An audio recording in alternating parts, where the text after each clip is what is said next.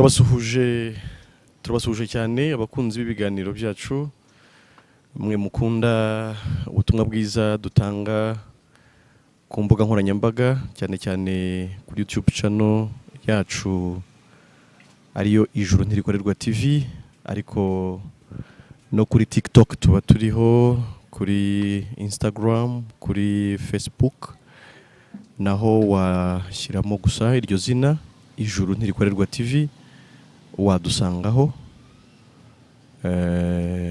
Turabasuhuje kandi tubashimira ko mukomeza kubana natwe mu biganiro ndetse no gutanga comments, tujya tuzibona kandi tukazisubiza, kandi bitwongeramo imbaraga kubera ko tuba tubona ko mudukurikiye. Niba utarakora subscribe bikore kugira ngo he kugira ikiganiro kigucika, kubera ko ibiganiro byacu bihora biboneka bihoraho. Ubwo rero kandi buri cyose kiba gifite umwihariko wacyo, kiba gifite icyo cyagusigira. Sharinga channel yacu ku bandi kugira ngo aho waboneye ibyiza n'abandi bahamenye, ibindi dukomeze dusangire imigisha y'ubuntu ibonerwa muri Kristo Yesu, genewe abamwizera bose. Nkuko mubibona kuri kamera zacu, turi kumwe n'umutumirwa mutamenyereye, n'ubwa mbere agaragaye mu biganiro byacu. Nawe Imana yamuduhaye uyu munsi kugira ngo aduheshe umugisha. Ubwo rero ukurikira ikiganiro kugira ngo mu by'ukuri wumve icyo Imana yamushyize ku mutima yifuza kudusangiza. Reka rero tumuhe ikaze, tumusabe kubibwira, hanyuma tuze gukomeza ikiganiro ariko mwamaze kumumenya. Ni karibu cyane. Murakoze cyane. Nitwa ntahutamusanga Protais, umunyabugingo warazwe ubugingo abira twataramye. Yego rwose. Ijya kumurema yamuremanye ubugingo. Rwose. Hanyuma umubisha aza kubumwambura, ariko arwaye intambara yo kwizera. Kuko Imana akunze buri mwisi cyane, byatumye itanga umwana w'ikinege kugira ngo umwizera wese atarimbuka. Naramwizeye mbona ubugingo. Amen. Nkabandi umukiranutsi imbere y'Imana, ntabikesha imirimo myiza cyangwa mibi naba narakoze, ubwo mbikesha ubwo Kristo wancunguye akampfira, akazira ibyaha byanjye, ngasigara ndi umwere, akansigira kubyizera. Nkamushimira cyane. Murakoze. Amen, amen, amen, amen, amen, amen. Uvuze ikintu gikomeye cyane, uvuze ko wari waremwe neza, ukaremwa ufite ubugingo, ariko umwanzi akaza gutuma ubutakaza, hanyuma ariko bikaza gusaba urundi rugendo narwo uvuze mu ncamake, ariko uza kugerageza hari kudusobanurira kugira ngo n'ababyumva bifuza nabo kumenya uburyo babubona ubwo bugingo baze gusobanukirwa. Ndagira ngo uhereye aho ngaho usubiremo inyuma gatoya mw'icyo kirango wari umeze nk'aho utanze kugira ngo abantu bamenye neza ibyo tugiye kuganira. Use n'usubiye inyuma gatoya, usobanure uwo mugambi w'Imana n'uburyo warogowe na Satani bwa mbere, ariko n'uburyo mu by'ukuri Imana yaje kongera kugarura umuntu mu bwiza yifuzaga ko abamo. Ndagira ngo rero usubire inyuma, use n'ubitangira, ubisobanure, ubirambure. Umwanya uri ufite, tuguteza amatwi kugira ngo dusobanurire. Ni karibu nanone. Uwo mugambi w'Imana ni ubuntu butangaje. Wavuga isi karenda irangira ndetse ikanakomeza ukibuvuga. Ariko ndanyuze muri make by'ingenzi. Nkaba ndi n'umuvuga butumwa bwiza bw'uwo mugambi w'Imana, kuko namaze kuwumenya sinawuhishira. Ndatangira mbabwira ubutumwa bwiza ni iki, ko abantu benshi bavuga ubutumwa, ariko ubutumwa bwose buvuga ko ari bwiza. Bushobora kuba bwiza mu bantu, ariko ntube buba bwiza ku Mana. Tubona ibyanditswe bigaragaza ko ubutumwa bwiza ari ubutumwa buhishura gukiranuka guturuka ku Mana, buhishwa no kwizera kugakomezwa nako, nk'uko Pawulo yabyanditse akabyandikira Abaromani mu gice cya mbere kuva kuri 16 kugeza 17, agaragaza ko ubutumwa bwiza ari buhishura gukiranuka kw'Imana, kuko umuntu ntiyagira gukiranuka nk'uko Imana ngo bishoboke. Uko gukiranuka rero kw'Imana kwaje gukenerwa nyuma y'uko umuntu abaye ukiranirwa. Yego. Aho rero niho nari nsabwe kugira ngo nsobanure neza uko byagenze kuko Imana yabimpishuriye. Yego. Muri byo ndi abantu bita ubwiru kuko n'ubwiru ariko Imana yabuguhishuriye ntabwo kiba bigihishe. Yego rwose. Buriya rero Imana ijya kure mu muntu yari ifite umugambi ku muntu wo kugira ngo umuntu abeho ayinejeje kuko ibyo yaremye byose yabiremye kugira ngo binezeze ko yabonaga ibyo yaremye byose ari byiza. Nibyo. Tubona ko rero mu itangiriro igice cya mbere Imana yaremye ijuru n'isi. Yego. Imaze kurema ijuru n'isi yaremye ibintu byinshi bitandukanye kugira ngo binezeze iboneka ari byiza by'ibire bibone ni byiza. Imana burya ikunda kureba ibintu byiza. Yego. Hanyuma tubona yuko nyuma yaho yaje kurema umuntu nyuma ya byose kugira ngo ibyo bintu abitegeke. Yego. Tibona ko yaremye umuntu mu ishusho yayo umugabo n'umugore ndiko yamuremye. Ni handi mu itangiriro 1:27-28. Yego. Hanyuma hari ukuntu Imana yabikoze neza mu muteguro wayo. Umuntu yaramwitondeye imuvana muri bya bindi n'ubundi yaremye ko twabonye ko igice cya mbere umurongo wa mbere mu itangiriro ko Imana yaremye ijuru n'isi yashimye umuntu wo kumuvana mu isi ntabwo yamuvanye mu ijuru niko Imana yabishatse.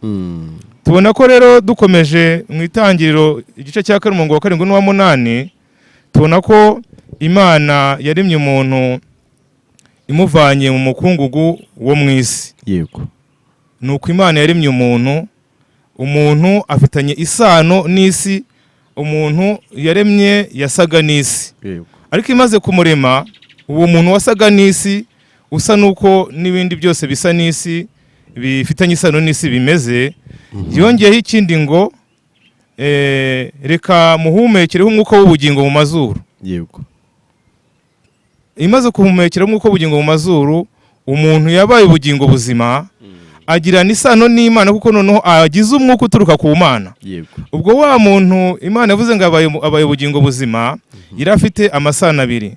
Irafite isano akomora ku isi ko yarimwe mu gitaka n'isano akomora ku Mana kuko Imana yamuhaye umwuka wayo mu mazuru akaba ubugingo buzima. Yego. Aho rero niho hagaragaza ko Imana yaremye umugabo n'umugore mu ishusho yayo. Ya shusho yayo ni wa mwuka yamuhaye afitanye isano n'Imana. Kuko tubona ko dukomeje yaje kumuha itegeko. Wa muntu yaremye usa nayo ari wa Adamu yaje kumuha ahantu aba imuremera ingobyi cyangwa se ubusitani agomba kubamo. Ishyiramo ibiribwa by'amoko yose by'igikundiro. Ishyiramo n'igiti cy'ubugingo hagati mu busitani. Ariko ishyiramo n'igiti cy'ubwenge bumenyesha icyiza n'ikibi. Hanyuma imuha itegeko kugira ngo umuntu azagendera ku by'Imana yamuhaye. Iramubwira uti ku giti cyose kiri muri iyi ngobyi wemererwa kukirya rwose uko ushaka. Wakirya cyokeje, wakirya ari kibisi, wakirya gitetse, wakirya kidatetse, wemerewe kukirya uko ushaka. Ariko igiti cy'ubwenge abantu bumve neza icyo Imana yavuze ni igiti cy'ubwenge ntabwo ari itunda nkuko bajya barimba ngo itunda babujijwe n'Imana niryo bariye. Iyo ndimbo ntabwo ari Imana ni ya shitani kubera yuko ntabwo ari itunda babujijwe n'Imana ahubwo ni igiti cy'ubwenge. Ni urubuto rw'igiti cy'ubwenge. Ni itunda rikomeye ku giti cy'ubwenge ntabwo ari itunda iryo ryose. Kuko itunda turariza no mu Rwanda ni igiti cyitwa itunda. Hanyuma rero yababwiye ngo ku giti cy'ubwenge bumenyesha icyiza n'ikibi ntuzakiryeho kuko umunsi wakiriyeho no gupfa uzapfa. Ubwo Imana rero yababujije kurya icyo giti cyangwa kuba ari ubwiza bw'Imana yirebera gusa ko byaremye byose byari byiza nacyo cyari cyiza ariko kigambiriye kubuza umuntu kukiryaho. Icyo giti cy'ubwenge bumenyesha icyiza n'ikibi. Hanyuma rero imaze kubimubwira iboneka atagomba kubana n'ibyo yamuhaye ngo ategeke nkuko nubwo tutabyinjiyemo cyane itangiriro 1:27-28 twabivuzeho. Yamuhaye kororoka agategeka ibiri mu isi n'ibiri mu kirere kuko yari yabaye umutware akuzura isi. Ariko Imana ibona ntabwo azaba muri ibyo bintu wenyine adafite uwo bafitanye isano uwo basa niko kumuremera umufasha umukwiriye. Hanyuma aza kumwita Eva niko tubibona n'ubundi muri icyo gice cya kabiri itangiriro 21:22. Hanyuma uwo imuha umugore yakuye mu ngingo ze, bakunda kuvuga ngo ni mu rubavu cyangwa se ni mu ngingo ze. Nuko Imana yaremye umuntu usa nayo, umugabo n'umugore usa nayo, kuko umugore yaravuye ku muntu usa n'Imana. Yego. Iryo ni ryo iremwa ry'umuntu, nuko Imana yaremye umuntu, ni nako yamuhaye inshingano zo kubana nawe. Dukomeje rero, twajya mu kindi gice kivuga ese uwo muntu ko Imana yamunemeye kugira ngo abane nayo, yaje kubishima, yaje kubyishimira. Okay.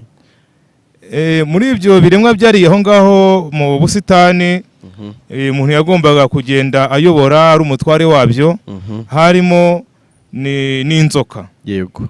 Hanyuma tubona ko Imana yaremye ibintu byose ari byiza, n'inzoka yari nziza. Yego. Ariko inzoka yaje kugira ubucakura. Ubwo bucakura bugomba kuba bwaravuye ahandi hatari ku Mana, kuko Imana ntabwo yaremye ibicakura. Bigaragara ko hari ikintu kidasanzwe abagiye babisesengura bavuga ko ari Sekibi yamukoreyemo. Arazaganiriza wa mugore nawe ufite ishusho y'Imana, kimwe n'umugabo ufite ishusho y'Imana, ariko yibanda ku mugore. Imubwira yuko cya giti, iramusobanurira gisigiriza, imubwira ko cya giti kimenyesha icyiza n'ikibi, ari cyiza ko akwiriye kukiryaho, ko Imana yabahenze ubwenge ubwe babuze akuriye kuri icyo giti. Yego. Hanyuma rero icyaje gukurikiraho, tubona yuko Itangiriro 3:6 ngo umugore yaje kugira atya, ararambura ikiganza, arasoroma, kuko bigaragara ko uyu muntu asoromesha ikiganza cye, afite ubumuga nibwo yasoromesha wenda amano. Ndagira ngo nkureho ikintu abantu bakunda kumvisha ngo hari ibindi yakoze. Yarambuje ikiganza, ikiganza kirambura kigiye gusoroma, asoromye ararya, arahekenya, byumvikana ko yahekenye. Kuri rwa rubuto yumva ni rwiza. Abantu batazajya bagira ibindi bahimbamo bitari byo, ibiri byo nuko yarambuye ikiganza, agasoroma, akarya, akumva biraryoshye, agaha n'umugabo we bari kumwe. Yego. Nkuko nari mbivuze, tubisanga mu Itangiriro 3:6. Amaze kurambura ikiganza, agasoroma, hanyuma akarya, agahekenya, akarya, ubwo yarakoze cya kindi Imana yababujije. Yababwiye ngo nimurabuka muriye kuri kiriya giti cy'ubwenge bumenyeje icyiza n'ikibi, muzapfa nta kabuza. Amaze kurya birumvikana ko yapfuye. Yego. Ariko amaze gupfa, tugerageza gusobanura urupfu yapfuye. Tubona yuko Imana yaje kubaza wa mugore, kuki wakoze biriya. Umugore bya bindi yenga kubyemera byitirira inzoka. Hanyuma baza wa mugabo, kuki wakoze biriya, nawe byitirira umugore we. Yego. Ariko Imana yaje kugira igihano iha inzoka. Hanyuma agira n'igihano iha umugore we, ariko igira n'igihano iha umugabo kiza no kugira ingaruka ku bantu. Yego. Tubona ko rero Imana yabwiye umugabo ati uzana isi kuvumwa. Yego. Gututubikana, kurya bizaturuka mu gututubikana kwawe, uzarya urya ibiryo wabivunikiye. Yego. Ariko yongera amubwira ati ndakurebye, nsanga uri umukungugu, mu mukungugu nimo waturutse. Urumva ko wa muntu yataye isura y'Imana, abajya bibeshya ko basa n'Imana, burya ntabwo bishoboka. Yego. Nanjye ubwanjye ndi kuganira, abanyumva ntabwo nsa nabo. Yego. Nsa nabo uko ndi umwirabura, ariko turebye wasanga tudafite amasura amwe. Bigaragare ko n'abantu nibo badasa, ntabwo naba ntasa nayo ngo mbe nsa n'Imana ngo wowe usa nayo. Icyo ni ikintu cyumvikana. Ahubwo ikigaragara neza nuko Imana yamurebye isanga sa n'igitaka. Yego. Ntabwo ari kimuvuga ngo urubugingo buzima, yabonye asa n'igitaka, hari cyari cyamuvuyemo, hari upfu yari yapfuye, asigara asa n'igitaka. Yego. Rero ibyo abantu ntabwo basha kubyumva, kuba umuntu yapfuye kandi akaba agenda. Yego. Ariko umwana wawo Yesu Kristo yaje kubisobanura neza, ubwo yari kuganira n'abari kuganira nawe. Umusore yaje amubwira ati nshaka kugukurikira, ati rwose nta buturo nabona muri wowe, iyi si nta buturo, nubwo ingunzu n'amasega afite aho batura. Ariko haza undi bari kumwe, ati nkurikira. Amubwiye ngo nkurikira, yamubwiye ati rero, ati kugukurikira nibyo, ariko reka ngende mbanze mpambe data mbone kuza kugukurikira. Iramusubije ngo reka nkubwire rero, reka abapfuye bagende bihambira abapfuye babo. Yego. Mubyumve neza, ni reka abapfuye, ntago ari abapfu. Byanditse neza, nushaka muze kubyisomera. Ni muri Luka igice cya 9:51 kugeza ku murongo wa 60 niyo nkuru iri. Yego. Ivuga ngo rero nimureka abapfuye bajye kwihambira abapfuye babo, naho wehoho kurikira ubwami bw'Imana. rero Imana umuntu amaze gukora icyaha yabonye ko yapfuye, n'umwana wayo yizi wavuye mu ijuru uzi gutekereza ko Imana yabonye ko abantu bose bapfuye, kuko yibwe yavuga ngo umuntu icyo bapfuye bajye kwihambira abapfuye babo, nuko yaravuze ngo nabapfuye babasha gucukura imva bakabasha kuririmba indirimbo kuri ya mva ndetse no kujya kuhasengera mu buryo bwabo bwo gusenga. Ni abantu bagaragara nk'aho ari bazima ariko yabonye ko bapfuye. Ngo urupfu umuntu yapfuye rero Imana izi ko umuntu yamaze gukora icyaha yari amaze gupfa. Yego. Hanyuma amaze gupfa yatandukanye n'Imana by'iteka, kuko tubona yuko dukomeje ku murongo wa 23 ngo amaze gukora icyaha ngo nicyo cyatumye Imana imwirukana muri ya ngobyi, kugira ngo ataguma muri ya ngobyi akagira ibindi akubaganira, akaba yarya ku giti cy'ubugingo akabaho, ariko akabaho ari mu rupfu rw'iteka. Yego. Rero uwo nawo n'umugisha kuba Imana yaramwirukanye, ariko nanone ni n'ubwanzi bwavutse hagati y'umuntu n'Imana. Yaramwirukanye ngo ajye komongana mu isi, ubwo abaye umwanzi w'Imana. Yego. Ubwo nkuriho n'ikintu kivuga yuko abantu bavuga yuko umuntu ngo Imana ngo ntago yanga umunyabyaha ngo yanga icyaha. Icyo ni ikinyoma, kuko tubona yuko muri Zaburi hagaragaza yuko bw'Imana yanga umunyabyaha ndetse n'umunyarugomo. Ni mu Migani 11:5 ngira ngo Imana irabigaragaza. Ubwo rero umva ko umuntu yishe itegeko, ariko Imana yaramuretse iravuga ati noneho mutegura ikizamwemeza, aricyo ngiye kubasobanurira wenda mu kindi gice ngiye kubabwira. Murakoze. Turebye rero ukuntu Imana yateguye umuteguro, Imana yaje gukomeza rwa rukundo yakunze umuntu, iza gushaka uburyo yamukiza. Ko tubona yuko hariho abo ibyanditswe bigaragara ko babaye abo kwizerwa, harimo Abeli, hari icyamutumye yizerwa, hari Aburahamu. Ariko kaduhere kuri Aburahamu ko agaragara ko yabaye uw'ibyanditswe byavuzweho cyane. Aburahamu mu itangiriro 12 Imana yamubwiye yuko ava mu gihugu kirimo ubukubaganyi bukabije cyane, akajya mu gihugu Imana yamuteguriye, aho izamutunganyiriza agakomeza kubaho, akabaho mu buryo Imana yabiteganyije. Hanyuma itangiriro 15 Imana akomeje kugenda nuko yamwumviye, ngo aza kwizera Imana bimuhaniza no gukiranuka. Amen. 15 aho ngaho twose turi kuvuga nyine nari maze kuvuga. Haje dukomeje hirya gatoya ngo Imana yaje kumubwira ati rero reka nkubwire, ndakumenyesha yuko mu rubyaro rwawe hazaboneka abazajya gukora uburetwa mu gihugu cy'amahanga imyaka 400. Aho rero nagira ngo njye ku isoko y'Imana yaje gukorera abantu kindi, ikabaha amategeko ngo ibumvishe yuko bayihemukiye. Hanyuma mu gisekuru cye yaje kubyara Isaka, Isaka byara Yakobo, Yakobo waje gukirana n'Imana ikamuhindura izina akitwa Isirayeli. Yego. Hanyuma Isirayeli akabyara abana 12, hakaza kuvukamo uwitwa Yosefu. Yosefu akaza kugaragaza yuko Imana yagiye imukorera ibimenyetso ko yamutoranyije, ko yaba umwami wabo. Bamugira ishyari, bagiye kumwica. Hari umwene nyina waje kumurokora ati reka tumugurishe mu Egiputa. Yosefu abagiye mu Egiputa, abayo ahuraho n'ibizazane, ariko Imana iza kumwimika, aza kuba mu batware baho. Inzara iza gutera mu gihugu cya bari barimo.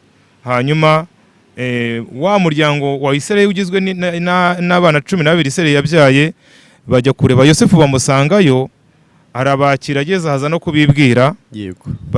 Batangira kugubwa neza. Ariko nyuma Yosefu yaje gupfa avuye mu mubiri. Haje kwima undi mwami utazi abo bantu, utazi ukuntu abo bantu bagiriye umugisha ku Mana. Atangira gushaka kubarwanya. Tubisanga mu Kuva rimwe igice cya mbere, aho batangiye kubarwanya, abantu batangiye kuba benshi, bataza bakadutegeka mu gihugu cyacu. Bafata umwanzuro wo bakoresha imirimo y'uburetwa kugira ngo bababare, batabyara neza, batanya no gushaka n'itegeko kugira ngo ntibakajye babyara. Ariko biranga, Imana ikomeza gutuma bororoka. Hanyuma tuza kubona ko Imana yaje kubwira Mose, ngira ngo ni mu gice cya 7, ikamutuma yamutoranyije ngo ngende ukuri ubwoko bwanjye mu gihugu cya Egiputa. Hanyuma aza iza kunyura mu nzira nyinshi, mwari mwigisha gukora ibimenyetso n'ibitangaza. Ariko tubona ko 13 bafashe umwanzuro, umwami wari uriho Farawo akabemera bitewe n'ibizazane amaze guhura nabyo byinshi. Yego. Ubwo barambutse, Imana ikajya ibakingira mu ikabera inkingi y'igicu, imbere ikabera umucyo, ariko inyuma ikabera umwijima, abari inyuma bari babakurikiye. Yego. Hanyuma 14 tubona ko bagiye bakagera bakava mu gihugu cya Giputa bakajya mu gihugu cy'isezerano, ariko banyuze mu nzira y'ubutayu uko Imana yari yabiteguye. Yego. Ubwo bamaze kugera mu gihugu, bari kugenda mu nzira y'ubutayu, na mu butayu tubisobanukiye, abantu bagiye bavuga ngo bagiye gusengera mu ishyamba bakahita ubutayu, baba babeshya ni ikinyoma gikomoka kuri shitani. Kuko buriya ahantu hitwa ubutayu ni ahantu hadatuwe, hataba ibiti, kireka ibyabugeneye nabyo bitabasha kubeshaho umuntu. Byari ngombwa ko Imana ibaha uburyo bw'ubuzima. Bageze imbere babona batangiye kubura ibyo kurya, batangiye kwitotombera Imana. Batangiye kwitotombera nibwo Mose yababwiye ati rero, abajije Imana yavuga ati rero ntumugire ikibazo, ngiye kubaha ibyo kurya, ngiye kubibaha ubibahe, ariko ndaza no kubagerageza. Ngiye kubagerageza mbageragereshe ibyo byo kurya ndetse n'itegeko ngiye kubaha.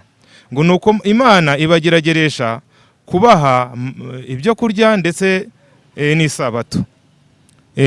Horo tubibona mu itangiriro 16 kuva ku gice cya 1 kuri 30, aho Imana yaje kubaha ibyo kurya bidasanzwe bivuye mu ijuru, aho bagomba kubyuka bagasanga ibyo kurya biri hanze byagaragaye, bakenda batoragura ibyo kurya.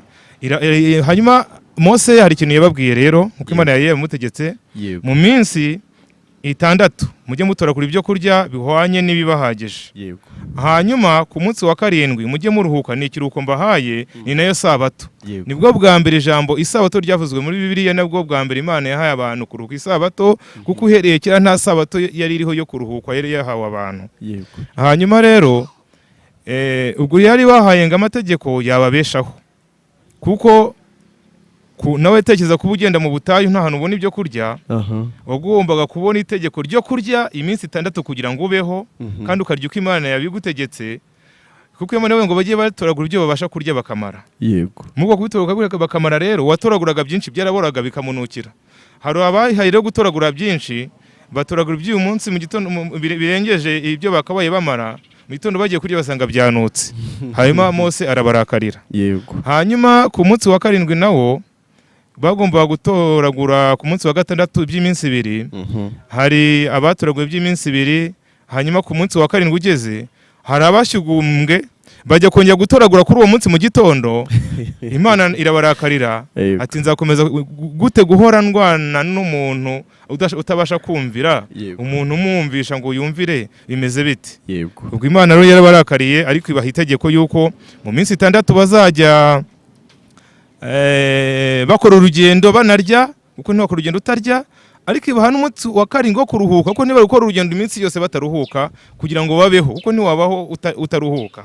Ubwo nibwo munsi wo kuruhuka yawise isabato, irababwira iti kuri uwo munsi ntihakagire umuntu ugira aho ava. Byumvikane ko abantu bagiye bashaka kuruhuka isabato bakagira aho bava, bagatega imodoka bagiye mu rusengero biyubakiye, nabwo ntago baba bayubahirije nk'uko Imana yayishyizeho. Nibwo bwa mbere Imana yabahaye amategeko yababeshaho kuko bariye, yabesheho ko baruhutse ntibavunike mu rugendo. Ubwo ho ni igice cya mbere cy'amategeko Imana yabahaye. Ariko Imana ibonye bayishe, yababajwe nabyo, hanyuma ibategurira undi muteguro wo kubereka ko batayumvira mu buryo burambuye.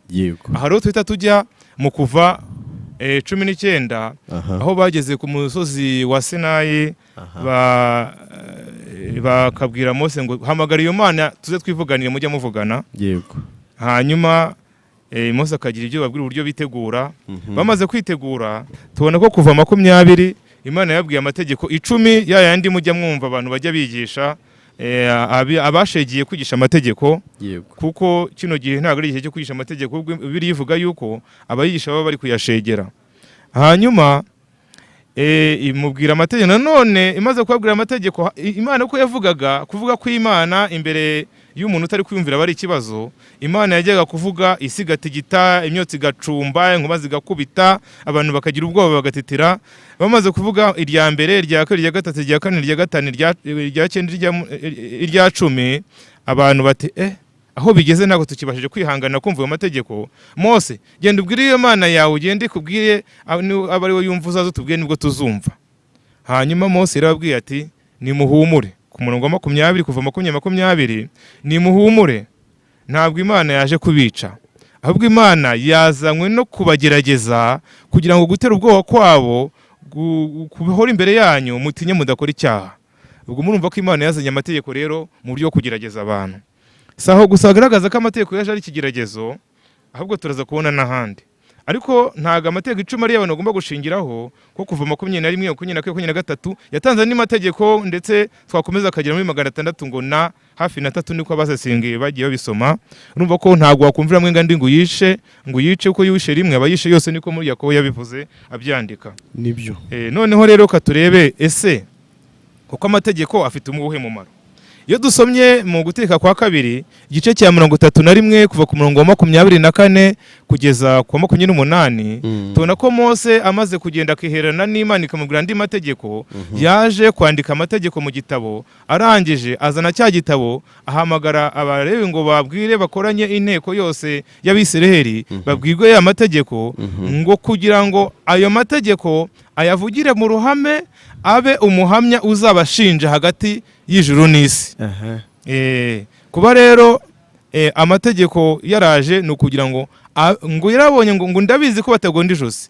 Mose nubwo ngo mbunzi ko mutagonda ijosi, ubundi ko mwanze kumvira Imana mpari munsi nzaba ntari kumwe namwe, ntimubona yuko hazabaho ikibazo cyo kutumvira Imana ubwo mutabasha kumvira Imana ndi kumwe namwe. Nibwo rero yabasomeye amategeko, arababwira ngo ayo mategeko ni igihamya kigomba kubashinja imbere y'ijuru n'isi. Yego.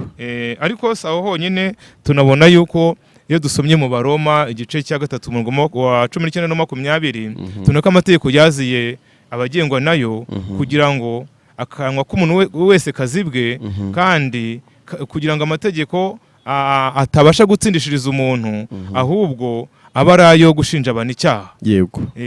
Amategeko ntabwo yatsindishiriza umuntu, ubwo nayo gushinja abantu icyaha. Nibyo. Hanyuma rero hari umuhanuzi Ezekiel rwose we yaje kubigaragaza neza, arabyerura, asobanura iby'amategeko abatari bayazi bayumve. Yego. Ntabwo tuhasoma ariko muzahisomera Ezekiel 20 kuva ku murongo wa 1 kugeza 26. Yego. Hasobanura ibyo nari maze kuvuga, ubwo Imana yabwiye abantu ngo genda ubabwire, genda ubwire Abisirayeli. Ati rero Abisirayeli dore nabatoranyije, batoranya mu yandi moko yose, maze kubatoranya mbasaba ko munyumvira. Yego. Ntimwanyumvira. Yego. Mbajyana mu gihugu cya Giputa kugira ngo muhure n'uburetwa munyumvire, nabwo ntimwanyumvira. Ariko nakabaye narabarimbuye, ariko mbagirira impuhwe kugira ngo amahanga atabaseka kandi narabatoranyije. Yego. Ndabababarira, ndabarokora, mbavana muri icyo gihugu cya Giputa, maze kukibavanamo mbaha amategeko, nabwo ntimwayumvira. Nakabaye narahise mbarimbura, ariko kugira ngo amahanga atazabaseka, izina ryanjye rikomeze rihabwe icyubahiro, ndemera ndabababarira. Nibwo nabahaye amategeko yababeshaho, mbaha amateka yanjye n'amasabato yanjye kugira ngo ababesheho, ariko nabwo ntimwanyumviye. Ariko tukiri aho muri Ezekiel waruvuze cyo cya 20 umurongo nko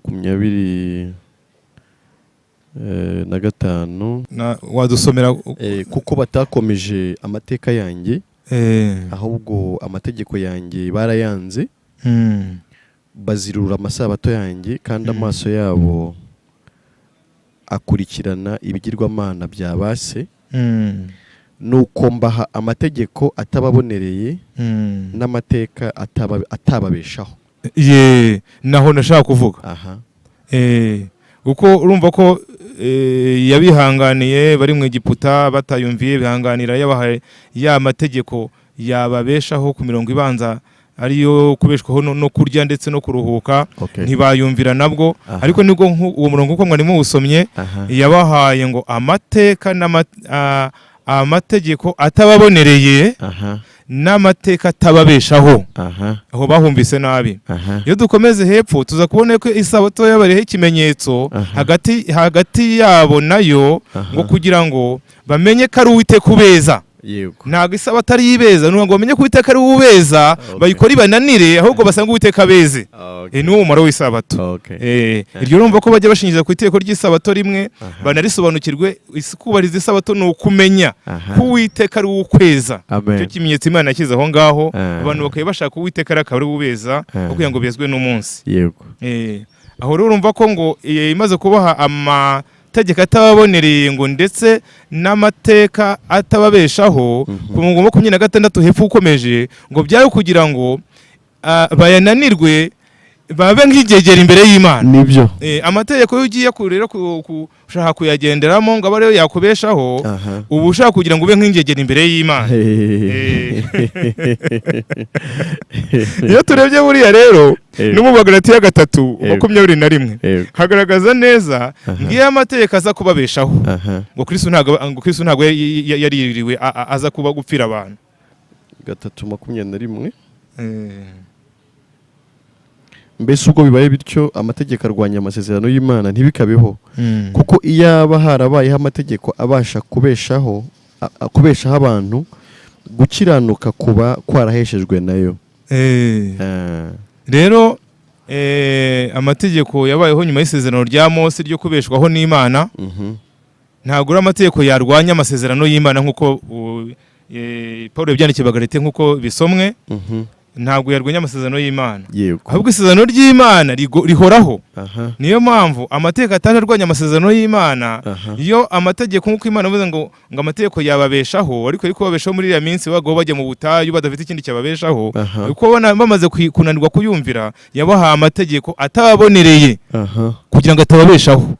Ni amategeko abonereye Imana niyo yabasha kuyakurikiza. Niyo mpamvu byari kuba ngombwa ko haboneka uzaza ubasha kuyakurikiza ko awe amubonereye. Ni amategeko yahaye aboneka ataboneye batashobora.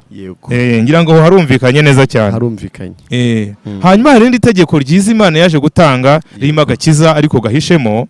Yaje kubategeka mu Balewi 17, wenda twanahasoma kuva ku murongo wa 10 na 11, aho yaje gutanga itegeko ryo kubuza abantu kurya ikintu cyose kiva amaraso ngo kiryane n'amaraso yacyo. Abalewi 17.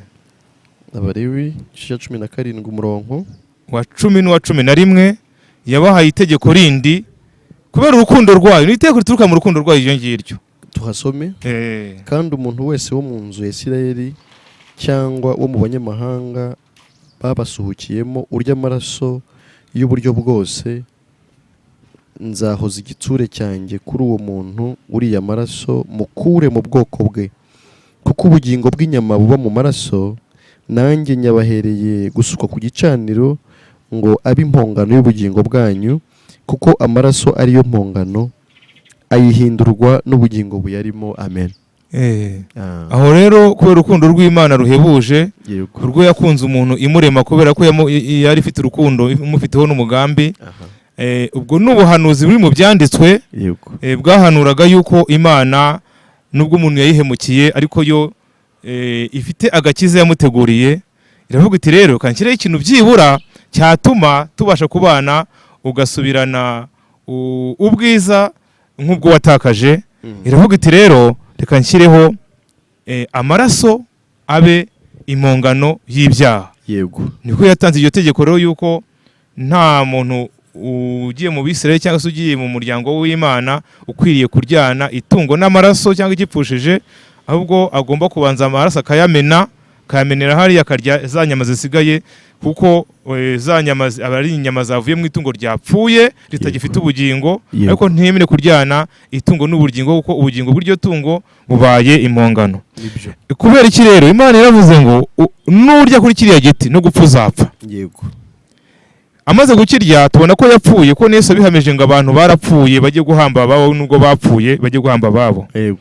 Nta bundi buryo rero Imana yagombaga kubigenza, kandi Yesu anategeka ko umuntu wakoze icyaha agomba gupfa. Kugira ngo rero wa muntu akoze icyaha ibe yamukiza, hagombaga kuboneka igipfa mu cyimbo cye kugira ngo itegeko ryubahirize ko uwakoze icyaha apfa. Niyo mpamvu yavuze iti amaraso nyabahereye kuba incungu y'ibyaha byanyu.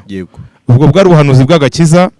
Ishyiraho gahunda yo kujya batamba ibitambo biva amaraso, ibyaha byabo bigatwikirirwa, kuko iryo tungo ryabaga rifite nanone ibyo rigomba kugenderaho, ryagomba kuba ridafite inenge kandi rifite ubuzima bw'umwaka, rigakuraho ibyaha byakozwe umwaka wose.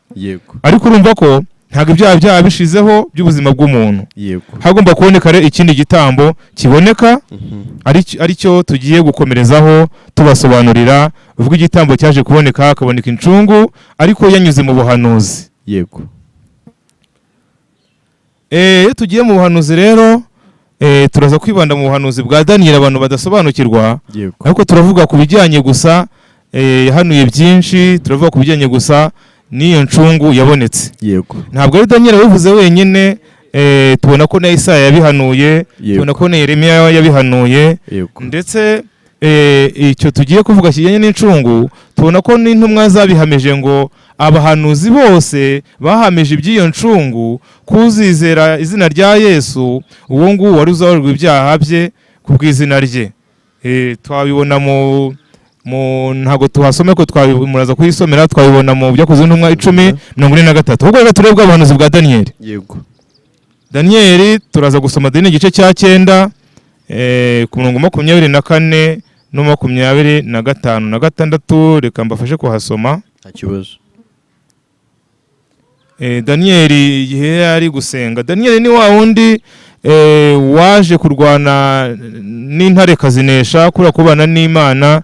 Ni wa wundi wari ufite ubwiza bw'Imana no kurotora inzozi. Ni wa wundi wabashaga kuganira n'Imana, akamenya iby'Imana itekereza ku bami n'ubwami, agahanura ndetse n'ubwami n'ingoma zizabaho ku isi n'uburyo zizagenda zisimburana, ariko n'uburyo zizaba zigomera Imana, ariko anagaragaza n'uburyo bwo kutagomera Imana bwahishuwe hano. Igihe yari ari gusaba ro asenga, abonye ibyahanuwe na Yeremiya umuhanuzi, nk'uko tubibona muri Ezira igice cya mbere, yaje kureba, aterwa ubwoba n'ibyo bintu, ajya gusaba asenga, asaba Imana, Imana imusobanurire ibw'ibyo bintu. Hanyuma arimo asenga, nibwo marayika yaje akamusanga, akamuga tugitangira kwinginga ngo 23 haje ijambo kandi nzanywe no kuri kubwira kuko ukundwa cyane. Nuko iryo jambo uritekereze cyane, umenye n'ibyo weretswe. Tuzi 24 wa murongo. Umva ibyo yeretswe rero agomba kumenya. Ibyumweru 70 bitegekewe ubwoko bwawe n'umurwa wera, kugira ngo ibicumuro bicibwe n'ibyaha bishire, no gukiranirwa gutangirwa impongano, haze gukiranirwa kw'iteka. Ibyerekanywe n'ibyahishuwe bifatanijwe ikimenyetso, ahera cyane hasigwa amavuta. Nuko ubimenye, ubyitegereze, yuko uhereye igihe bazategekera kubaka Yerusalemu bayisana kugeza kuri Mesiya umutware, hazabaho ibyumweru 7, maze habeho ibindi byumweru 62, bahubake basubizeyo imiharuro n'impavu, ndetse bizakorwa mu bihe biruhije. Ibyo byumweru uko ari 62 nibishira, Mesiya azakurwaho, kandi ntacyo azaba asigaranye. Maze abantu b'umutware uzaza bazarimbure umurwa n'ubuturo bwera, uwo iherezo rye rizaba nk'utembanywe n'umwuzure w'amazi. Intambara n'ibyago bizarinda bigeza imperuka, niko bitegetswe. Aho hari ibyategetswe, ariko byategetswe bivuga urukundo rw'Imana rweretswe Daniyeli. Aho harimo ibintu by'ingenzi ngira ngo twumve, ariko byavuze cyane kuri Mesiya umutware. Ndagira ngo nze kuvuga kuri Mesiya umutware, kubera yuko buriya kumenya ukuri niko kubatura. Yesu yaravuze uko byanditswe mu rwandiko byanditswe mu butumwa bwiza bwa Yohana igice cya 8, ngo abantu bazamenya ukuri, kandi ukuri nibo bakumenya niko kuzababatura. Kuko yarabarebye asanga ni imbata z'icyaha, kuko umuntu wese ukora icyaha aba ari imbata y'icyaha. ariko arababwira ati reka mbabwire icyabakiza. Iyo muza kumenya ko muri impumyi mwakabaye muze nkabakiza. Ariko noneho ubwo mutabyumva mufite ikibazo, kuko nimutemera uwundi we muzapfa n'ibyaha byanyu. Nibyo Yesu ngo nimutemera uwundi we muzapfa n'ibyaha byanyu. Yego. Rero hano nyango nsobanure neza Yesu wari we. Yego. Yesu wari we. Yesu yaje ashushanywa na bwa buhanuzi twabonye bwo kuva amaraso ibyaha bigatwikirwa, ko we ntabwo byari ugutwikirwa n'ukuri, ahubwo bigomba no kuvaho. Yego. Yanahanuwe n'abahanuzi benshi, harimo tubonye Daniel, ko tubona yuko na Yesaya gice cya 9:5 yahanuye yuko umwana agiye kuzavuka. Yego. Kandi uwo nguwo azaza yitwa gukiranuka kw'Imana. Yego. Azaza mbese ari umwana uzavuka ariko afite ubutware, afite ikimuzanye kugira ngo azakize abantu ibyaha byabo. Hanyuma Yesaya agakomeza nyine abisobanura neza 53 akavuga ati se ninde uzemera ibyo twizeye? Rwose nabagira inama abantu bumva ibi bintu bakabaye bemera ibyo twizeye ko nibyo birimo agakiza. Niwe avuga ngo ninde uzemera ibyo twizeye? Arakomeza ati ubwo yishyizeho gukiranirwa kwacu. Yego. Yishyizeho gukiranirwa kwacu, ibicumuro byacu n'ibyo yacumitiwe. Yego. Turabisanga rero aho ngaho nyine Yesaya 53 kuva ku murongo wa 1 kugeza ku wa 5. Yego. Ndetse aza no guhanura ubuhanuzi buzaba ubwo azaza akavuga iby'umwuka w'Uwiteka uzaba kuri we. Yego. Ndetse imbohe zikabohoka. Za mbohe twavuze zambata z'ibyaha kugira ngo haboneke n'umwaka w'imbabazi, kubera igitambo kiza kimaze kuboneka. Yego. Urumva ko abahanuzi benshi babivuzeho rero, ndetse na Yeremiya yaje kubivugaho. Yeremiya 23 ku murongo wa 6 ndibwira 5:6 hahanuwe ko mu gishyitsi cya Dawidi Yego. hazaboneka ishami, kandi iryo shami ngo iryo shami rizitwa Uwiteka gukiranuka kwacu. Amen. Y'abantu bamenyaga ko Uwiteka gukiranuka kwacu, bakamenya yuko ibyiza n'ibibi bakora bakomora kuri cya giti cyo kugomera Imana babireka, ahubwo bakemera Uwiteka gukiranuka kwacu. Amen. Daniel rero buriya buhanuzi twari tumaze gusobanura neza, twabonye uko bumeze. Yeretswe ibyumweru 70. Ibyo yeretswe ibyumweru 70 bigomba gukorwa kandi bigasozwa na Mesiya. Umutware ni ibiki? Icyambere nuko ibicumuro bigomba gucibwa. Yego. Icya kabiri nuko ibyaha bigomba gushira. Yego. Icya gatatu nuko gukiranirwa kugomba gutangirwa impongano. Amen. Icya kane nuko hagomba kuza gukiranuka kw'Iteka. Amen. Hanyuma ibyagaragaye n'ibyahanuwe bigafatanyishwa ikimenyetso ko nta bundi buhanuzi bukenewe kuri Kristo. Yego. Ndetse ahera cyane hagasigwa amavuta, ubwo Kristo azaba asubiye ahera cyane ku mpamvu yacu, kuko ni yaje mu isi ku mpamvu yacu. Yego. Ubwo rero urumva ko ibyo bintu byagomba gusozwa n'uwitwa Mesiya. Ariko uwo witwa Mesiya niwe Yesu yavuze ngo nimwemera ko ndiwe, nimutemera ko ndiwe muzapfa n'ibyaha byanyu. Yego. Reka dukomeze turebe uko ubwo buhanuzi bwagiye bugenda busohora n'abangiye babuhanura abandi. Tubona yuko nubwo byahanuwe n'abari abahanuzi, ariko byaje no guhanurwa na marayika Gaburiyeli.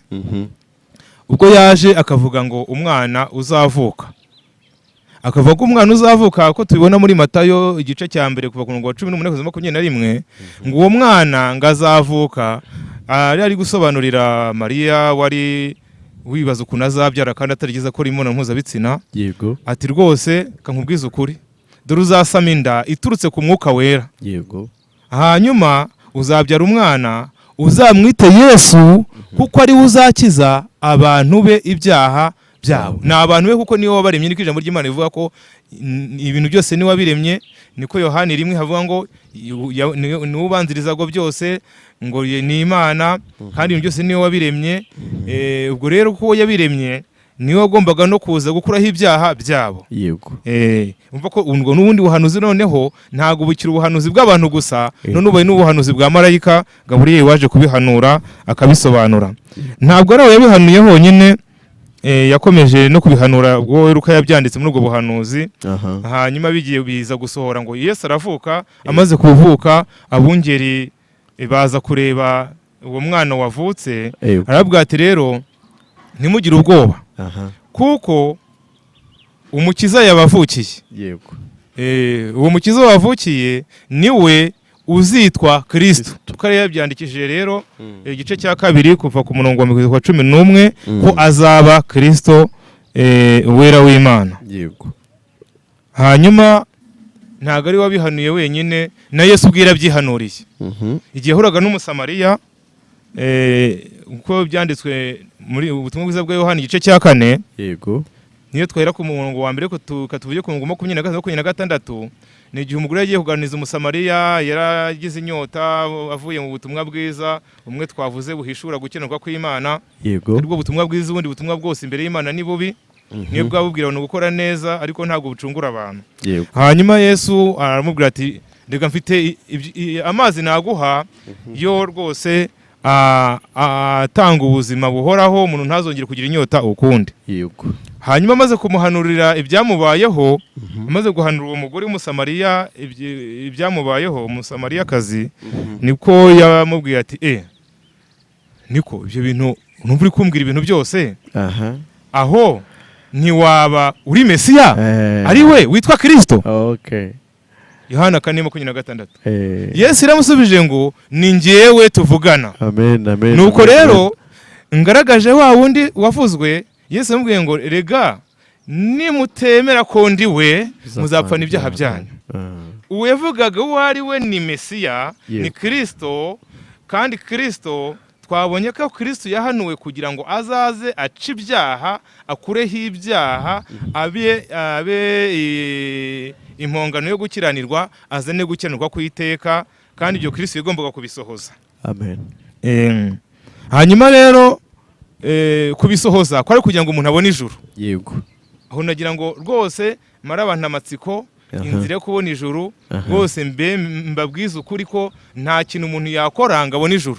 Kuko ijuru ntabwo rikorerwa. Yego. Rwose nimwumva ikiganiro kivuga ngo ijuru ntirikorerwa, mujye mugitega amatwi mwumve neza ibisobanuro. Ijuru ntabwo rikorerwa kuko ntacyo wabona waha Imana. Byonyine nanjye kugira ngo nzakorere etage byarananiye kubera ubushobozi mfite bukeya. Noneho tekereza Imana ifite isi n'ijuru, wayikorera iki? Ntibishoboka. Yego. Reka rero turebe uko ibyo bintu byasohoye. Yego. Ubwo buhanuzi. Uretse se ubundi gukorera ijuru, gukorera kuba mu ijuru, ubundi gukorera kuba mu isi byo hari uwabishobora? Ubundi hari uwagize icyo akora kugira ngo abe mu isi? Nabyo umuntu abona yavutse. Hariho n'abashaka kuzikuramo zikanga. N'ubuzima Imana uyu munsi ishatse yabukwambura. Nta muntu uvuga ngo njye ndabizi byanze ukoze ejo nzaramuka. Urakoze cyane. Afite ubwo bubasha rero yakabaye yumva yakorera isi, agashaka imibereho, akiga amashuri, agahinga imirima myinshi, ariko ushobora kuyihinga bikaribwa n'ubundi. Urumva ko rero n'isi ntiwayikorera ngo wibemo, ahubwo twese tubeshwaho n'impuhwe z'Imana. Amen. Amen. Rero nagira ngo ngaragaze neza nkomeza mpishura iby'ubwo buhanuzi bwa Daniyeli. Uko byagenze tumaze kubona ko uwavugwaga ko niyemerwa ari utazapfana ibyaha bye nta wundi ni Mesiya Yesu Kristo. Yego. Yesu Kristo nawe yaje guhanura ubwo buhanuzi bw'uko bizagenda. Yego. Yaje guhura na Nikodemo wari mu bantu bigisha amategeko, bigisha iby'Imana cyane ndetse unabyubahiriza cyane, uko nawe yabyihamirije ko yigishijwe rwose n'abigisha beza ndetse anatozwa no kubaha Imana cyane. Hanyuma aza kumva inkuru za Yesu, agira amatsiko yo kuza kuzumva kuko Imana yari imuhaye nyine imuteye amatsiko. Witwa Nikodemo, tuyibona muri ubutumwa bwiza bwa Yohana 3. Yego. Twava ku murongo wa 18, ariko ndagira ngo go benshi mwana nahasomye. Yego. Yego. Nikodemo yaraje yaganiriza Yesu mu byo kuvuka bwa kabiri. Avuga ati ntabwo umuntu yajya mu nda nyina ngo ngire avuke. Aravuga ati ibyo bintu n'ubundi kwibabwira biragoye kuko nibyo abahanuzi bavuze ibyo batumva batazi. Ariko ngo uwamanutse mu ijuru akaza mu isi niwe uzi ibyo, niwe uzi Imana, niwe uzi kuyisobanura neza. Niyo mpamvu yavuze ati nimbabwira ibyo mu ijuru muzabasha kubyumva, niba n'ibyo mu isi mutabyumva, niba mutabyumva ariko abasha kubisobanura mu buryo umuntu yabyumva. aramubwira ati rero iki byawe n'umwuka, nacyo ni umwuka. kandi tubona ko Gaburiyeli yavuze ngo umwuka yaje kuri Mariya. Yego. Mariya asama inda, arabyara, abyara umwana. Umva ko Yesu rero ni umwuka, nubwo yari yambaye umubiri. Yego. Noneho mu gihe ari kumusobanura atereka ngo usobanuze ibikurikije n'amategeko wize nibwo urabyumva. Nusoma mu mategeko urasanga mu gitabo cy'amategeko n'ibyanditswe bivuga yuko hari igihe habaye igihe abantu banze kumvira Imana, Imana ikabateza inzoka. Ati rero dore uko bakize. Nk'uko Mose yamanitse inzoka mu butayu, uyirebyeho akabona gukira, niko umwana w'umuntu nawe akwiriye kumanikwa kugira ngo umwizeye abone guhabwa ubugingo buhoraho. Amen. Ati kuko Imana yakunze abari mu isi cyane, byatumye itanga umwana wawe w'ikinege kugira ngo umwizera wese atarimbuka, n'umwizera wese ahubwo ahabwe ubugingo buhoraho. Aranakomeza ati rega ntabwo umwana w'umuntu yaje gucira abisi w'iteka, ahubwo yeze ngo no kugira ngo bakizwe nawe. Amen. Arakomeza ngo 18 ngerega umwizera ntacibwaho iteka, ahubwo utamwizera ababiciriweho. Nguko ukuntu yahanuye ubuhanuzi bw'ukuntu umwizera aba adaciriweho iteka, kuko iby'ibicumuro byo biba byaciwe, n'ibyaha biba byashize, ndetse n'impongano iba yabonetse. Ya yindi yavuze ngo niko n'umwana w'umuntu akwiriye kumanikwa. Yego. Uko kumanikwa rero kurimo ubuhanuzi bukomeye cyane. Yego. Ngo kugira ngo umwizera wese atarimbuka, ahubwo abaje kubona ubugingo buhoraho. Amen. Arongera ati ngo kuko umwana w'umuntu ataje gukorerwa, yego, ngo ahubwo yaje gukorera abandi no gutanga ubugingo bwe kuba incungu ya benshi. Aho rero ni ikimenyetso kigaragaza ko ijuru ridakorerwa. Yaje gukorera abandi. Yaje gukorera abandi. Abandi ubwo ni bande? Abandi ni abari mu isi. Yaje kubakorera iki? Kuko yakunze abari mu isi. Yaje kubakorera iki? Yaje kubahuza n'Imana, uko bari baratandukanye n'Imana ari abanzi b'Imana. Urumva ko rero niba kubahuza nayo ni gute? Kubahuza nayo no kubahuza nayo ni igiki nyine yabakoreye kibahuza nayo? Nicyo ngiye gusobanura neza. Yego. Hari igikorwa Yesu yakoze. Yego. Hari umuntu umwe witwa Adamu. Yego. Yakoze icyaha. Yego. Adamu yakoze icyaha, gituma abantu bose bakomoka kuri Adamu babanyabyaha. Yego. Kuko yasoromye igiti arakirya, kijya mu mubiri we, kigeze mu mubiri we kijya mu ntanga, no mu ntanga za Eva. Eva agiye kubyara abyara abantu bafite za ntanga zirimo cya giti, gifite ubwenge bwo gukora icyiza n'ikibi. Gukora icyiza n'ikibi rero ntabwo bishobora guhuza n'Imana. Nushaka gukora ibyiza ntibyaguhuza n'Imana. Imana yabonye yuko rero nta muntu wagira kwera kwayo, nta muntu wabasha, umuntu wamaze gucibwa nta bundi buryo yabona kabonetse umucunguzi. Yego. Icyo Yesu yaje gukora rero, yaze gucungura abantu. Yego. Nkuko twabibonye yuko Marika yavuze ngo uzamwite Yesu kuko niwe uzakiza abantu be ibyaha byabo. Kuko rero yacinze rijya mu ijuru, nkuko yabisobanuye neza muri Yohani 14:6 ngo ninjye nzira, ninjye kuri, ninjye bugingo, nta ujya kwa Data ntamujyanye. Kandi yasobanuye neza ko se yabaga mu ijuru. Aho rero ngiye kuhasobanura neza, ngaragaze iyo nzira, uko kuri, ubwo bugingo yabugaragaje te kugira ngo abantu inzira yo kujya mu ijuru nkuko wari ubimbajije. Rero iyo dukomeje tuza gusanga hari ibikorwa byabaye kugeza igihe Yesu aziye. Yesu yakomeje ahanura ati, ko tubona mu butumwa bwiza 5:24, ubutumwa bwiza bwanditswe na ubutumwa bwiza bwanditswe na Yohani 5:24, avuga yuko ni ukuri rwose, ni ukuri, iyo umuntu amwizeye abavuye mu rupfu, kandi umuntu wese yapfuye avuka nayo yarapfuye, akaba agiye mu bugingo. Niyo nzira yonyine yo kuva mu rupfu kajya mu bugingo, kandi umuntu yabuze, kandi ubugingo nibwo bwatumwa abasha kubana n'Imana. Yego. byagenze bite nuko wari ubimbajije. Reka turebe muri Matayo. Yego. Matayo 27 kuva ku murongo wa 45 kugeza 53 havuga iby'urupfu rwa Yesu. Yego. Yesu yaje gupfa. Yego. Yavuye mu ijuru afite ubugingo, aza mu isi azanye ubwo bugingo, ariko icyo gihe yaje gupfa, haboneka n'ibimenyetso ndetse ngo n'ibituro ngo by'abera ngo birakinguka, ngo azutse bajya kwiyerekana mu murwa. Igikorwa ibintu byose rero tugiye kuvuga bishingiye kuri urwo rupfu Yesu yapfuye. Yego. Kandi byabaye ku mugaragaro, ugiye no mu mateka y'Abisirayeli babona ko uwo muntu yabayeho ndetse agapfa. Nuko ubwo rero tubona yuko urwo rupfu rwageze icyo gihe, ngira ngo nagaragaze neza ko ari nabwo amaze gupfa ubuhanuzi bwa Daniyeli bwari bwose burangiye. Iyo tugiye kuvuga ko ubuhanuzi bwa Daniyeli bwari burangiye rero, aribwo nasobanuraga, ari nabwo busobanura Yesu uburyo yabigenje. Ni ibintu biri no mu mibare. Luka igice cya 3:23, Luka 3:23 hasobanura ko Yesu yatangiye kwigisha afite nk'imyaka 30. Yego. Ni nk'imyaka 30 nawe ntiyasobanuye neza. Iyo turebye rero ibyo ubuhanuzi bwa Daniyeli yango mbanze nabusobanuye neza abantu babwumve, namaze kubusobanura ko nyango ngaragaze n'imyaka ko bwabayeho bwanarangiriye kuri ya rupfu rwa Yesu Kristo tumaze ko yapfuye, kandi Matayo akabihamya. Yego. Tubona yuko muri Ezira hagaragaza ko habayeho umuhanuzi Kuro agahanura ibyo gusana.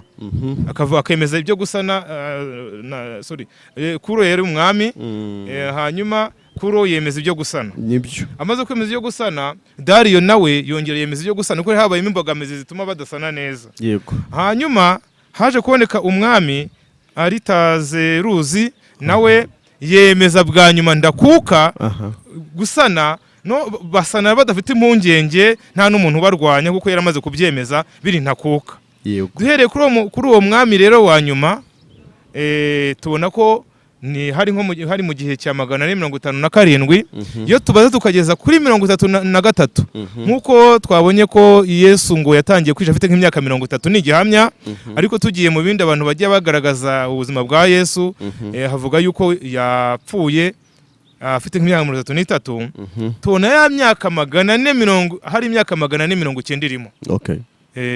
Nkuko havuzwe ngo ibyumweru 49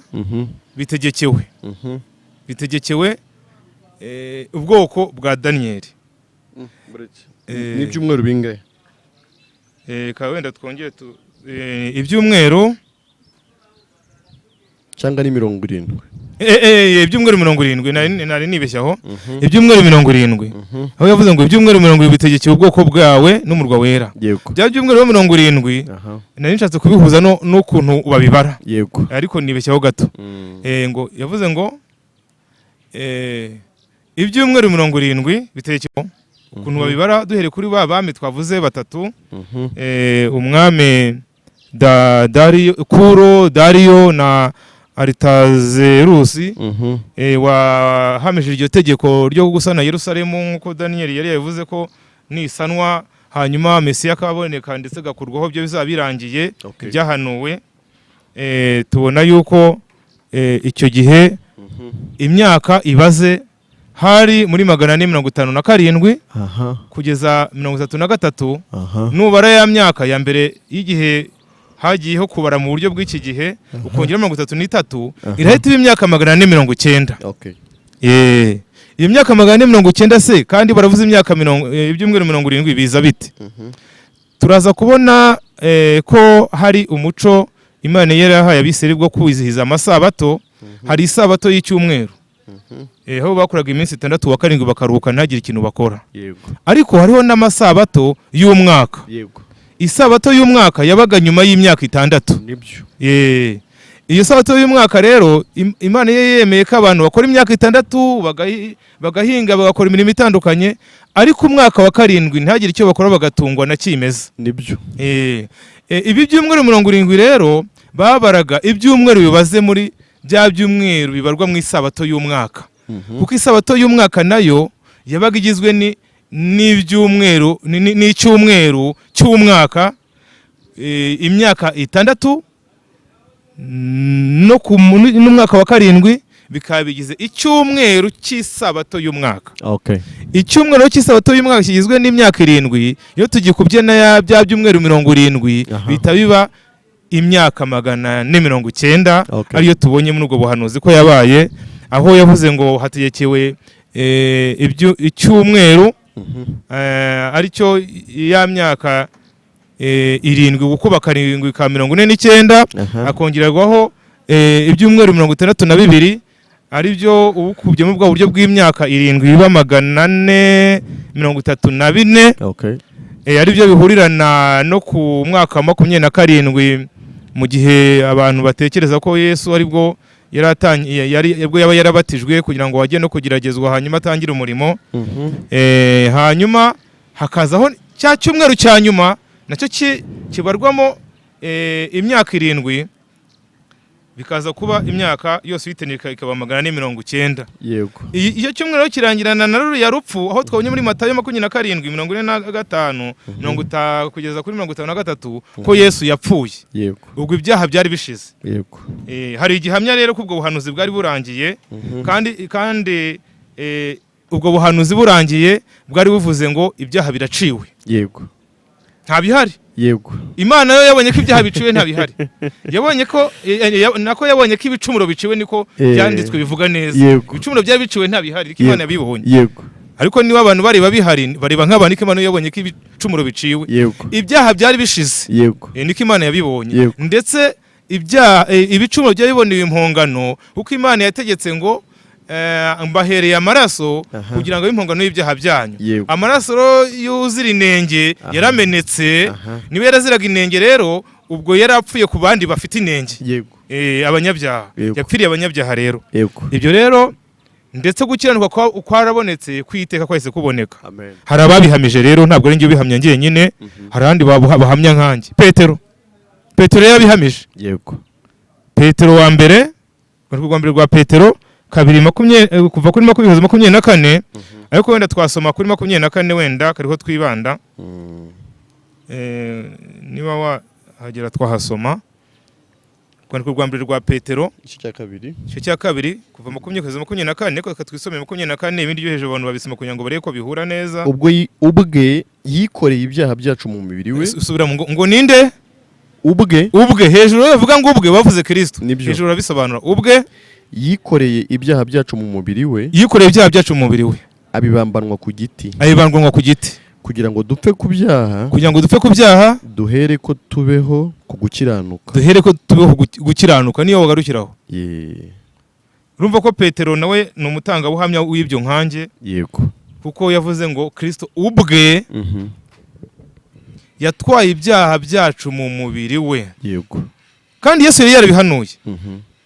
Ngo nkuko Mose yamanitse inzoka mu butayu, uyirebyeho agakira, niko umwana w'umuntu akwiriye kuzamanikwa, kugira ngo umwizera abone guhabwa ubugingo buhoraho. Kuko Imana yakunze abari mu isi cyane, byatumye itanga umwana wayo, aramanikwa kugira ngo umwizera wese, ni umwizera wese, nta kindi kintu bisaba, n'uwo ari we wese umwizera.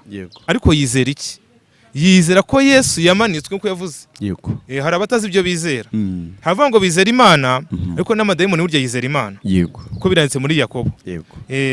N'uwizera ko yamumanikiwe azira ibyaha bye. Iyo wizeye ko hari uwazize ibyaha byawe, nta byaha wowe ugifite.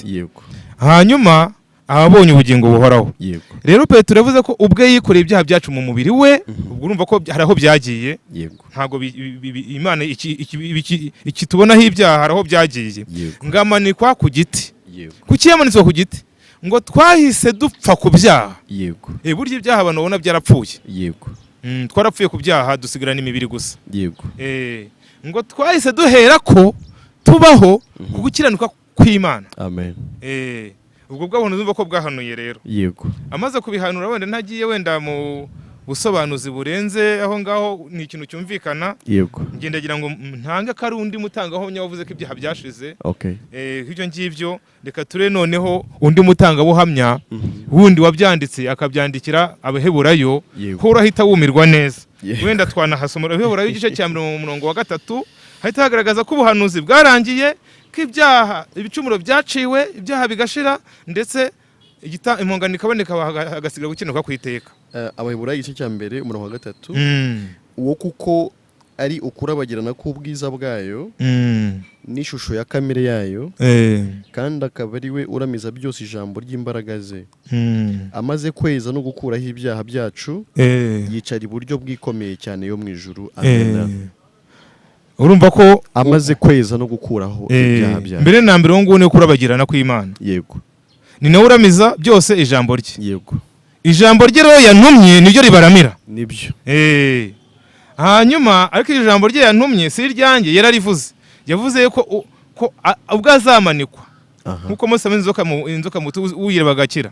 Niko umwana w'umuntu nawe uzizera yuko yamumanikiwe, ibyaha bye bizaba rwose bikuweho. Amen. Hanyuma rero avuga ngo dore uko byagenze. Ngo yamaze kubikora, amaze kubikora, aramiziza abantu ijambo rye. Ngo yamaze kweza, ni igikorwa cyarangiye, no gukuraho ibyaha. Yego. Umva ko ibyaha byakuweho nta bihari imbere y'Imana, nta bihari imbere y'abantu ubwo biragaragara, ariko imbere y'Imana nta bihari, kuko byakuweho wari uwo byabazweho. Yego. Amaze kweza no gukuraho ibyaha, yicaye iburyo bw'Imana Data. Amen. Aho rwose mpashima Imana. Yego rwose. Kuko Yesu yamaze kweza no gukuraho ibyaha byacu. Yego. Ariko siza tubwiye ngo uwizera ibyo ko yamaze kweza no gukuraho ibyaha, uwo ngo ntago ari ukujya gusaba Imana imbabazi. Yego. Kuko Imana ntago yumva umunyabyaha. Yego. Ahubwo yumva yarababariwe. Uyumvira ninde? Imana yarabisobanuye. Ngo umuntu wera imbuto, si uvuga ngo mwami. Yego. Ahubwo nukora. Muri Matayo 7:21 ngo nukora ibyo Data ashaka. Kandi ibyo Data ashaka ni ibihe? Yesu nubwo yabisobanuye. Yohana 6:40 ngo ni umuntu witegereza uwo mwana, akamwitegereza ku musaraba amupfira, akamwitegereza ibyaha bimubarwaho, akamwitegereza ibyaha bijya mu mubiri we ko ntibyasohoka mu mubiri we, ngo abe ari utabarwaho ibyaha, ahubwo habarwaho gukiranirwa kw'iteka. Yego. Uwo nguwo rero niwe umukiranutsi, nibwo buryo Imana yategereje ko abantu b'abakiranutsi, kuko umuntu wizera Yesu abonye ubugingo bwa bundi umuntu yabuze akajya